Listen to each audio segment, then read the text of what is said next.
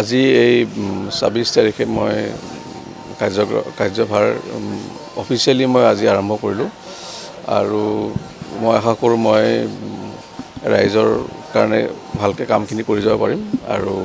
মই বিশ্বাস আছে মোৰ মই যে আগৰ আমাৰ ছুপাৰিণ্টেণ্ডেণ্ট আছিলে অভিজিত শৰ্মা তেখেতৰ যি ভাল কাম আছিলে মই সেইখিনি আগবঢ়াই লৈ যাব পাৰিম। পোনপ্ৰথমে মই ক'ম যে যোনখিনি আপুনি যোনকেইটা কথা ক'লে সেইকেইটা মই চাব লাগিব কাৰণ মই আজি ধৰক আজি প্ৰায় জইন কৰাৰ নিচিনাই হ'ল আগৰ কথাখিনি মই ভালকৈ নোচোৱাকৈ মই এটা মন্তব্য দিলে বেয়া হ'ব কিন্তু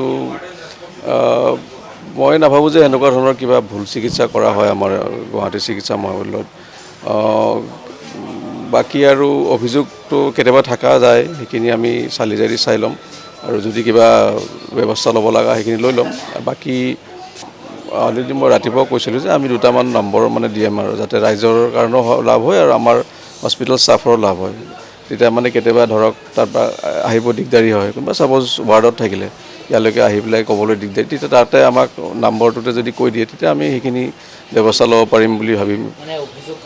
অভিযোগ ধৰক গ্ৰিভিয়েঞ্চ নাম্বাৰ বুলি ক'ব পাৰে যাতে মানে তাতে ছাপ'জ ক'লে বোলে আমাৰ ইয়াতে পানীৰ অসুবিধা হৈছে লাইট গুচি গ'ল কিছুমান আজিকালি এইকেইদিন অলপ ওলাই আছে নিউজত লাইট গুচি গ'ল লাইট গ'লে আপোনালোকে বেছি আগতীয়াকৈ আমি গমেই নাপাওঁ চ' আমি যাতে ভাবিছোঁ যাতে আমি যেন গম পাওঁ কিছুমান বস্তু আৰু তেতিয়া আৰু সঠিকভাৱে যোনবিলাক মানুহ থাকে তেওঁলোকক ৰোগীৰ এটেণ্ড বুজাব পাৰিম বা ৰোগীক আমি বিশ্বাস দিব পাৰিম যে এইখিনি বস্তু আমাৰ ইয়াতে আছে সেইখিনি সকলো ঠিকে আছে আৰু আমাৰো সেনেকৈ ডক্টৰ নাৰ্ছ থাকিব তেওঁলোককো আমি বুজাব পাৰিম তেওঁলোকৰ কেতিয়াবা অসুবিধা হয় তেওঁলোকে আমাক ক'ব পাৰিব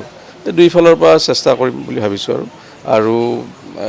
সকলোৰে সহায় সহযোগিতা লাগিবই।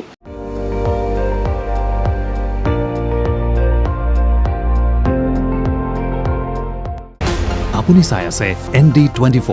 সৰ্বশ্ৰেষ্ঠ নহয় সৰ্বোত্তমৰ দৌৰ।